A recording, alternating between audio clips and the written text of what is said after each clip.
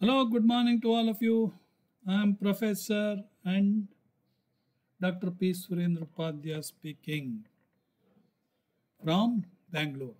ಹೀಗೆ ನಿಮಗೆ ಗುರು ಗೋಚಾರದ ಬಗ್ಗೆ ತಿಳಿಸ್ಲಿಕ್ಕಿದ್ದೇನೆ. ಯಾಕಂದರೆ ನನಗೆ ನಮ್ಮ ಮನೆಯಲ್ಲಿ ಬಂದಂಥ ಕಸ್ಟಮರ್ಗಳು ಕೇಳ್ತಾ ಇರ್ತಾರೆ, ಸರ್ ಗುರು ಯಾವಾಗ ಮುಂದಿನ ಮನೆ ಹೋಗ್ತಾನೆ, ಗುರು ಮುಂದಿನ ಮನೆ ಹೋದರೆ ನಮ್ಮ ಲಗ್ನಕ್ಕೆ ಏನು ಅಂತೇಳಿ ಬಂದವರೆಲ್ಲ ಕೇಳ್ತಾ ಇದ್ದಾರೆ. ಅದರಿಂದ ಆ ರಗಳೆಯನ್ನು ನಿಲ್ಲಿಸ್ಲಿಕ್ಕೋಸ್ಕರ ಇವತ್ತು ನಾನು ಅದನ್ನು ಅಪ್ಲೋಡ್ ಮಾಡ್ತಾ ಇದ್ದೀನಿ. ಮೇ 1ನೇ ತಾರೀಕು ನೋಡಿ, 1st May 2024 at 11:55 AM ಬುಧವಾರ ಗುರು ಮೇಷವನ್ನು ಬಿಟ್ಟ ವೃಷಭಕ್ಕೆ ಬಂದಿದ್ದಾನೆ. ಅಂದರೆ ಇಲ್ಲಿ ನಿಮಗೆ ಕೆಳಗಡೆ ನೋಡಿ, ಗುರು ಬಂದಾಗ ಯಾವ ಗ್ರಹಗಳು ಎಲ್ಲಿದ್ದಾವೆ. ಲಗ್ನ ಕಟಕ ಲಗ್ನ ಬಂತು, ಕೇತು ಕನ್ಯಾದಲ್ಲಿ, ಚಂದ್ರ ಮಕರದಲ್ಲಿ, ಶನಿ ಕುಂಭದಲ್ಲಿ. ನಿಮಗೆ ಗೊತ್ತಲ್ಲ, ಶನಿ ಜನವರಿ 2023 ಬಂದಿರ್ತಾನೆ. 2025 ಮಾರ್ಚಿಗೆ ಮೀನಕ್ಕೆ ಹೋಗ್ತಾನೆ, ಗೋಚಾರದ ಶನಿ ಕುಂಭದಲ್ಲಿ. ಬುಧ ಕುಜ ರಾಹು ಒಟ್ಟಿಗಿದ್ದಾರೆ ಮೀನದಲ್ಲಿ, ಶುಕ್ರ ರವಿ ಒಟ್ಟಿಗೆ ಮೇಷದಲ್ಲಿ. ರವಿ ಉಚ್ಚ ತಿಳ್ಕೊಳ್ಳಿ. ಈಗ ಮೇ ಅಲ್ಲಿ ರವಿ ಮೇಷದಲ್ಲಿರ್ತಾನೆ, ಗುರು ವೃಷಭಕ್ಕೆ ಬಂದಿದ್ದಾನೆ. ಗುರು ವೃಷಭಕ್ಕೆ ಬಂದರೆ ಏನಾಯಿತು, ಮೇಷದವರಿಗೆ ಗುರು ಬಲ ಬಂತು, ಲಗ್ನವಾಗಲು ಸಾಧ್ಯತೆ ಇದೆ.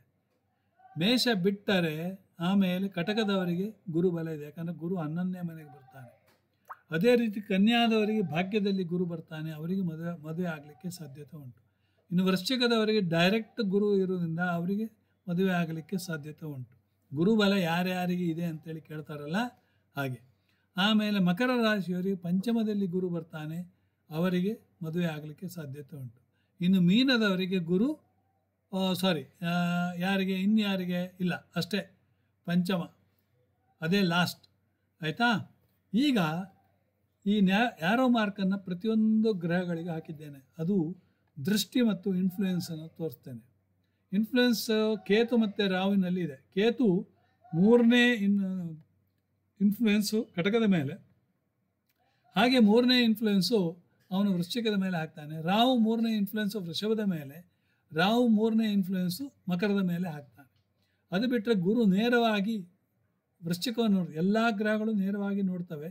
ಗುರು ಕೇತುವನ್ನು ಪಂಚಮ ದೃಷ್ಟಿಯಿಂದ ಹಾಗೂ ಚಂದ್ರನನ್ನು 9ನೇ ದೃಷ್ಟಿಯಿಂದ ನೋಡ್ತಾನೆ. ಏನಾಯಿತು, ಗಜಕೇಸರಿ ಯೋಗ ಆ್ಯಕ್ಟಿವೇಟ್ ಆಯಿತು ಮಕರದವರಿಗೆ. ಕೇತು ಪಂಚಮದಲ್ಲಿದ್ದರೆ ಗುರು ಕೇತು ಆಯಿತು, ಆವಾಗ ಅವರಿಗೆ ಮೆಮರಿ ಮತ್ತು ಇದು ತೇಜ್ ಇರ್ತದೆ. ಅಂದರೆ ಜ್ಞಾಪಕ ಹಾಗೂ ಜ್ಞಾನ ಒಟ್ಟಿಗೆ ಸೇರಿ ಒಂದು 50 ವರ್ಷ ಹಿಂದಿನ ಮೆಮರಿ ಕೂಡ ಅವರು ಶಾರ್ಪ್ ಆಗಿರ್ತಾರೆ. ಒಂದು.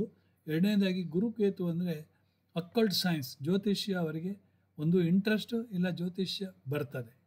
ಶನಿಕೇತು ಗುರುಕೇತು ಇದೆಲ್ಲ ಹಾಗೆ. ಆಯಿತಾ? ಈಗ ಶನಿಯಲ್ಲಿದ್ದಾನೆ, ಶನಿ ಮಕರದಲ್ಲಿದ್ದಾನೆ, ಅಲ್ಲ ಕುಂಭದಲ್ಲಿದ್ದಾನೆ. ಅವನ 3ನೇ ದೃಷ್ಟಿ ಮೇಷದ ಮೇಲೆ, ರವಿ ಶನಿ ಒಟ್ಟಿಗೆ. ಅಂದರೆ ಏನಾಯಿತು, ಶನಿ ರವಿ ದೃಷ್ಟಿ ಅಂದರೆ ಆವಾಗ ತಂದೆಗೂ ಮಕ್ಕಳಿಗೂ ಆಗುವುದಿಲ್ಲ. ಓಕೆ, ಸೊ ಅದು ಒಂದು. ಇನ್ನೊಂದು, ಶನಿಯ ದಶಮ ದೃಷ್ಟಿ ವೃಶ್ಚಿಕದ ಮೇಲೆ, ಗುರುವಿನ ದೃಷ್ಟಿ ಉಂಟು. ಗುರು ಕೊಡುವಂತಾನೆ, ಶನಿ ಬೇಡ ಅಂತಾನೆ. ಆಯಿತಾ? ಗುರುವಿನ ನೇರ ದೃಷ್ಟಿ ಸಿಂಹರಾಶಿಯ ಮೇಲೆ ಬೀಳೋದ್ರಿಂದ ಏನಾಗ್ತದೆ, ಸೊ ಕಾಲಪುರುಷನ ಪಂಚಮ ಭಾವ, ಹೊಟ್ಟೆಯಲ್ಲಿ ಗುಡುಗುಡು ಶುರುವಾಗ್ತದೆ. ಓಕೆ, ನಾನು ಗುರು 2ನೇ ಮನೆಯಲ್ಲಿ ಇರುವಾಗ ಏನು ಅಂತ ಹೇಳಲಿಲ್ಲ. ಗುರು 2ನೇ ಮನೆಯಲ್ಲಿ ಇರುವಾಗ 2ನೇ ಮನೆ ಯಾವುದು, ಮಾತಿಗೆ, ಊಟಕ್ಕೆ, ಆಮೇಲೆ ಏನು ಧನಕ್ಕೆ, ಬ್ಯಾಂಕ್ ಬ್ಯಾಲೆನ್ಸಿಗೆ, ಆಯಿತಾ? ಆಮೇಲೆ ಕುಟುಂಬಕ್ಕೆ. ಅದು ಗುರು ಒಳ್ಳೆದು ಇರುವುದರಿಂದ, ಗುರು ಶುಭ ಗ್ರಹ ಆದ್ದರಿಂದ ಕುಟುಂಬ ಒಳ್ಳೆದಿರ್ತದೆ. ಮಾತು ಒಂದು ರೀತಿಯಲ್ಲಿ ಯಾವುದು ಅರ್ಚಕರು ಹೇಳಿದ ಹಾಗೆ, ಇಲ್ಲ ಮೌಲ್ವಿ ಹೇಳಿದ ಹಾಗೆ, ಇಲ್ಲ ಚರ್ಚಿನ ಫಾದರಿ ಹೇಳಿದ ಹಾಗೆ ಇರ್ತದೆ. ಅಂದರೆ ಅವರ ಮಾತಿಗೆ ಒಂದು ಗೌರವ ಬರ್ತದೆ. ಆಯಿತಾ? ಅವರು ಹೇಳಿದ್ದೆಲ್ಲ ಒಂದು ರೀತಿಯಲ್ಲಿ ಆಗ್ತದೆ ಅಂತೇಳಿ ಹೇಳ್ಬೋದು. ಗುರು ಲಗ್ನದಲ್ಲಿ ಇದ್ದರೆ ಅಂಥವ್ರ ಮಾತು ಕೇಳುವ ಅಂತ ಅನಿಸುತ್ತೆ. ಒಂದು. ಊಟ ಕೂಡ ಹಾಗೆ, ಸ್ವೀಟ್ ಭಾಳ ಜಾಸ್ತಿ ತಿಂತಾ ಇರ್ತಾರೆ ಗುರು 2ನೇ ಮನೆಯಲ್ಲಿದ್ದರೆ. ಆಯಿತಾ? ಇನ್ನು ಶನಿಯ ಎಲ್ಲಿದ್ದಾನೆ, ಈಗ ನಾನು ಮೇಷ ಲಗ್ನದವರಿಗೆ ಹೇಳ್ತಾ ಇದ್ದೀನಿ, ಬೇರೆ ಲಗ್ನದವರಿಗೆ ಅಲ್ಲ. ಆಯಿತಾ? ಸೊ ಶನಿ ಮೇಷ ಲಗ್ನದವರಿಗೆ 11ನೇ ಮನೆ. ಸೊ 11ನೇ ಮನೆ ಅಧಿಪತಿ 10ನೇ ಮನೆ ಅಧಿಪತಿ, ಕರ್ಮ ಅಧಿಪತಿ ಹಾಗೂ ಲಾಭಾಧಿಪತಿ. ಸೊ ಆದ್ದರಿಂದ ಶನಿ ವೃತ್ತಿಪರ ಲಾಭವನ್ನು ಕೊಡ್ತಾ ಇರ್ತಾನೆ. ಆಯಿತಾ, ಮೇಷದವರಿಗೆ ವೃತ್ತಿಪರ ಲಾಭವನ್ನು ಕೊಡ್ತಾ ಇರ್ತಾನೆ. ಇನ್ನು ಕುಜನ ದೃಷ್ಟಿ 4ನೇ ದೃಷ್ಟಿ ಮಿಥುನ ಮೇಲೆ. ಮಿಥುನ ರಾಶಿ ಅವನ ಶತ್ರುವಿನ ರಾಶಿ. ಮಿಥುನ ರಾಶಿ ಸಿಬ್ಲಿಂಗ್ಸ್, ಮಿಥುನ ರಾಶಿ ಭುಜಗಳು, ಮಿಥುನ ರಾಶಿ ಕಮ್ಯುನಿಕೇಷನ್ಸ್, ಮಿಥುನ ರಾಶಿ ನೆರೆಹೊರೆಯವರು, ಅಂದರೆ ನೆರೆಹೊರೆಯವರ ಜೊತೆ ಜಗಳ, ಭುಜ ನೋವು, ಇದೆಲ್ಲ ಬರ್ತದೆ ಅವರಿಗೆ. ಕಮ್ಯುನಿಕೇಷನಲ್ಲಿ ಲಾಜಿಕ್ ಜಾಸ್ತಿ ಇರ್ತದೆ. ಕುಜ ಅಂದರೆ ಲಾಜಿಕ್ ಅಂತೇಳಿ. ರಾಹು ಬುಧ ಅಂದರೆ ಪಾಂಡಿತ್ಯ, ವಿಪರೀತ ಪಾಂಡಿತ್ಯ ಯೋಗ ಅಂತ. ಒಳ್ಳೆ ಓದುವಾಗ ಎಲ್ಲರೂ ಇದ್ದರೆ ನಿಮ್ಮ ನ್ಯಾಚುರಲ್ ಬರ್ತ್ ಚಾರ್ಟ್ನಲ್ಲಿ ರಾಹು ಬುಧ ಒಟ್ಟಿಗಿದ್ದರೆ ಅವರು double graduate guarantee. BE MS, BE MTech ಅಥವಾ BA MBA like that double degree ಮಾಡಿಯೇ ಮಾಡ್ತಾರೆ ಅಂತೇಳಿ. ಇನ್ನು ಶುಕ್ರ ರವಿ, ಶುಕ್ರ ಯಾರು? ಸ್ಪೌಸ್. ಶುಕ್ರ ರವಿ ಅಂದರೆ ಸ್ಪೌಸಿನ ಜೊತೆಗೆ ಆಗೋದಿಲ್ಲ. ಹೆಚ್ಚಿನಾಗಿ ಮನೆಯಲ್ಲಿ ಬರುವುದೇ ಸ್ಪೌಸಿನಿಂದಾಗಿ ಪ್ರಾಬ್ಲಮ್. ಸೊ ಮದುವೆ ಆದಮೇಲೆ ಮಗ ಮನೆ ಬಿಟ್ಟು ಹೋಗ್ತಾ ಇರ್ತಾನೆ, ಹೆಂಡತಿಯ ಮಾತನ್ನು ಕೇಳಿ. ಅವನ ಹೆಂಡತಿ ಮಾತನ್ನು ಕೇಳ್ದ ಅಂತ. ಕಾರಣ ಏನು? ಶುಕ್ರ ರವಿ ಒಟ್ಟಿಗೆ ಸತ್ರು ಅವರಿಬ್ಬರು ಒಟ್ಟಿಗೆ ಆಗೋದಿಲ್ಲ, ಭಾಳ ಕಷ್ಟ ಇದೆ. ಆಯಿತಾ, ಶುಕ್ರ ಇನ್ನೇನು ಕ್ರಿಯೇಟಿವಿಟಿ. ಶುಕ್ರ ಕ್ರಿಯೇಟಿವಿಟಿ. ಶುಕ್ರನಿಗೂ ರವಿಗೂ ಶತ್ರುತ್ವ ಇದೆ, ತಿಳ್ಕೊಳ್ಳಿ. ಯಾವುದು ಗ್ರಹಗಳಿಗೆ ಶತ್ರುತ್ವ ಮಿತ್ರತ್ವ ಇದೆ ಅದು ಇಂಪಾರ್ಟೆಂಟ್. ಯಾವುದು ದಶಾ ನಡೀತದೆ ಅದು ಇಂಪಾರ್ಟೆಂಟ್. ಗೋಚಾರದಲ್ಲಿ ನಾವು ಹೇಳುವುದು ಬರೀ ಗುರುವಿನ ಗೋಚಾರ ಮಾತ್ರ. ಆದರೆ ಇಲ್ಲಿ ನಾನು ಎಲ್ಲ ನಿಮಗೆ ಎಕ್ಸ್ಪ್ಲನೇಷನ್ ಕೊಡ್ತಾ ಇದ್ದೀನಿ. ಇನ್ನು ಈಗ ಕೇತುವಿನ 3ನೇ ದೃಷ್ಟಿ ಕಟಕದ ಮೇಲೆ, ಲಗ್ನದ ಮೇಲೆ ಬಿತ್ತು. ಕೇತು ಎಲ್ಲೆಲ್ಲಿ ಇರ್ತಾನೋ ಅಲ್ಲಿ ಹಾಳು ಬ್ರೇಕ್ ಆಗ್ತದೆ ಅಂತೇಳಿ. ಕೇತು ಕಟಕದ ಮೇಲೆ ದೃಷ್ಟಿ ಬಿಟ್ಟ ಅಂದರೆ ಇನ್ಫ್ಲುಯೆನ್ಸ್, ಅವನ ಪ್ರಭಾವ. ಇದು ಒಂದು ಹೊಸ ಇದು. ನಮ್ಮ ಪರಾಶರ ಪ್ರಕಾರ ಕೇತು 7 ನೇರ ದೃಷ್ಟಿ, ಪಂಚಮ ದೃಷ್ಟಿ, 9ನೇ ದೃಷ್ಟಿ. ರಾಹುವಿಗೂ ಕೂಡ ಹಾಗೆ. ಆದರೆ ನಾನು ಮೊನ್ನೆ ಒಂದು ವಿಡಿಯೋ ನೋಡಿದಾಗ ಅಲ್ಲಿ 3ನೇ ದೃಷ್ಟಿ, 3ನೇ ಪ್ರಭಾವ, ಹಿಂದೆ 3 ಮುಂದೆ 3 ಅಂತೇಳಿ. ಕೇತುವಿನ ಹಿಂದೆ 3 ಮುಂದೆ 3. ಹಿಂದೆ ಏನಾಯಿತು? ಇದು ಮುಂದೆ, ಹಿಂದೆ ಆಗೋದಿಲ್ಲ, ಯಾಕಂದರೆ ಅವರು ಉಲ್ಟಾ ತಿರುಗೋದು. ಆದ್ದರಿಂದ ಕೇತುವಿಗೆ ಉಲ್ಟಾ ತಿರುಗೋದ್ರಿಂದ ಕಟಕ ರಾಶಿ ಕಾಲಪುರುಷನ 4ನೇ ಭಾವ, ಮೇಷ ಲಗ್ನಕ್ಕೆ 4ನೇ ಭಾವ. 4ನೇ ಭಾವ ಸುಖಭಾವ, ತಾಯಿ ಜೊತೆಗೆ.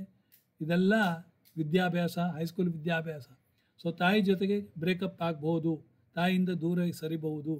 ಆಮೇಲೆ ಕೇತು ಇಲ್ಲಿ ವೃಶ್ಚಿಕದತ್ತ ದೃಷ್ಟಿ ಆಗ್ತಾನೆ. ಗುರು ಕೇತು ನೋಡಿ, ಕೇತುವಿನ ದೃಷ್ಟಿ ಗುರು ಕೇತು. ಆಹಾ, ಅವರಿಗೆ ವೃಶ್ಚಿಕ ರಾಶಿಯವರಿಗೆ ಅಕ್ಕಲ್ಟ್ ಜ್ಞಾನ, ಕವಡಿಕೆ ಶಾಸ್ತ್ರ, ತಾಂಬೂಲ ಶಾಸ್ತ್ರ, ಜ್ಯೋತಿಷ ಎಲ್ಲ ಬರ್ತದೆ ಅಂತ ಹೇಳ್ಬೋದು.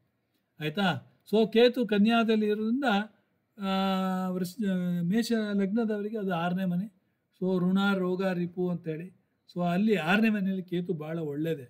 ಯಾವುದೋ ಒಂದು ರೀತಿಯಲ್ಲಿ ಆರೋಗ್ಯವಾಗಿರ್ತಾರೆ ಅವರು, ಏನು ನೀವು ಹೆದರುವ ಅವಶ್ಯಕತೆ ಇಲ್ಲ. ಮೇಲ್ಫಿಕ್ ಗ್ರಹ ಅಲ್ವಾ ಕೇತು. ರಾಹು, ಶನಿ, ಕುಜ ಎಲ್ಲ 6ನೇ ಮನೆಯಲ್ಲಿದ್ದರೆ ಭಾಳ ಒಳ್ಳೆಯದು. ಇನ್ನು ರಾಹುವಿನದ ತಗೊಳ್ಳೋಣ. ರಾಹುವಿನ 3ನೇ ಇನ್ಫ್ಲುಯೆನ್ಸು ಗುರುವಿನ ಮೇಲೆ, 2ನೇ ಮನೆ ಮೇಲೆ.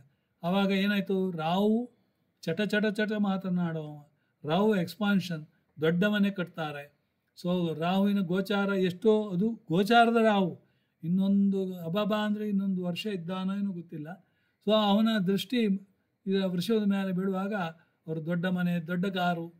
ಇದುವರೆಗೆ ಈಗ ಸಿಂಡಿಕೇಟ್ ಬ್ಯಾಂಕಲ್ಲಿದ್ದರೆ ಅವರು ಜನರಲ್ ಮ್ಯಾನೇಜರ್ ರಿಟೈರ್ ಆಗ್ತಾರೆ ಜೂನಲ್ಲಿ ಅಂತ ಹೇಳಿದರೆ, ಇಮ್ಮಿಡಿಯೇಟ್ಲಿ ಒಂದು ದೊಡ್ಡ ಕಾರ್ ತೊಗೊಂಡ್ಬಿಟ್ರು, 20 ಲಕ್ಷದ ಕಾರ್. ಯಾಕಂದರೆ ಇದುವರೆಗೆ ಅವರು ಎಕ್ಸಿಕ್ಯೂಟಿವ್ ಆದ್ದರಿಂದ ಕಾರ್ ಅವರಿಗೆ ಬ್ಯಾಂಕಿನಿಂದ ಸಿಕ್ಕಿರುತ್ತೆ. ಅವ್ರ ಕಾರನ್ನು ತೊಗೊಂಡಿರುವುದಿಲ್ಲ, ತೊಗೊಂಡಿದ್ರು ಅದನ್ನು ಮಾರಿರ್ತಾರೆ. ಈಗ ಹೊಸ ಕಾರನ್ನು ಸ್ವಂತಕ್ಕಾಗಿ ಉಪಯೋಗಿಸ್ತಾರೆ. ರಾವಿನ ದೃಷ್ಟಿ ಅಲ್ವಾ. ಆದ್ದರಿಂದ ಬೇಕಾದ್ರೆ ನೋಡಿ ನೀವು, ಯಾರು ಈಗ ದೊಡ್ಡ ಕಾರ್ ತೊಗೊಂಡ್ರೋ ರಿಟೈರ್ಮೆಂಟ್ ಆದಮೇಲೆ ಅವ್ರದ್ದು ರಾವಿನ ದೃಷ್ಟಿ ಇರ್ತದೆ ಅಲ್ಲಿ. ಆಯಿತಾ. ಇನ್ನು ರಾವಿನ ಹಿಂದಿನ ದೃಷ್ಟಿಯಲ್ಲಿ ಯಾರು? ಮುಂದಿನ ದೃಷ್ಟಿಯಲ್ಲಿ ಮಕರದಲ್ಲಿರೋ ಚಂದ್ರನ ಮೇಲೆ. ಯಾವಾಗ ರಾಹು ಚಂದ್ರ ಮನೋಕಾರಕ ಚಂದ್ರ, ಬರೀ ಪಿರ್ಕಿಗಳು, ಲೂಸುಗಳು, ತಲೆ ಸರಿ ಇಲ್ಲ, ಎಮೋಷನಲ್ ಅಂತೇಳಿ ನಾವು ಹೇಳ್ತೇವೆ. ರಾಹು ಚಂದ್ರ ಅಂದರೆ ಹಾಗೆ ಮಾತನಾಡುವುದರಲ್ಲಿ ಅವರಿಗೆ ಏನೂ ಅರ್ಥ ಇಲ್ಲ. ಆಯಿತಾ. ಇದು ಸಂಸಾರಕ್ಕೆ ಸ್ವಲ್ಪ ತೊಂದರೆ ಆಗ್ಬೋದು. ಇದಿಷ್ಟು ನಾನು ದೃಷ್ಟಿಯ ಬಗ್ಗೆ ಹೇಳ್ತಾ ಇದ್ದೇನೆ ವಿನ ಉಳಿದ ವಿಚಾರಗಳನ್ನು ನಾನು ಹೇಳ್ತಾ ಇಲ್ಲ.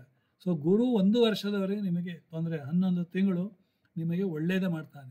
ಮೇಷ ಲಗ್ನದವರಿಗೆ ಲಕ್ಕಿಯೋ ಲಕ್ಕಿ, ಅದೃಷ್ಟವೋ ಅದೃಷ್ಟ ಅಂತ ಹೇಳ್ಬೋದು. ಓಕೆ, ಇದಿಷ್ಟು ಹೇಳಿ ನಾನು ಇಲ್ಲಿಗೆ ಮುಗಿಸ್ತೇನೆ. ಮುಂದಿನ ವಿಡಿಯೋವನ್ನು ವೃಷಭ ಲಗ್ನಕ್ಕೆ ತೆಗೆದುಕೊಂಡು ಹೇಳ್ತೇನೆ. ಆಯಿತಾ? ಜೈ ಕರ್ನಾಟಕ, ಜೈ ಬಜರಂಗ್ ಬಲಿ. ನಮಸ್ಕಾರ.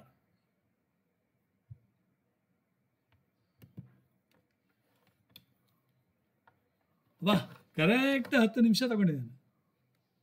10 ನಿಮಿಷ ಅಂದರೆ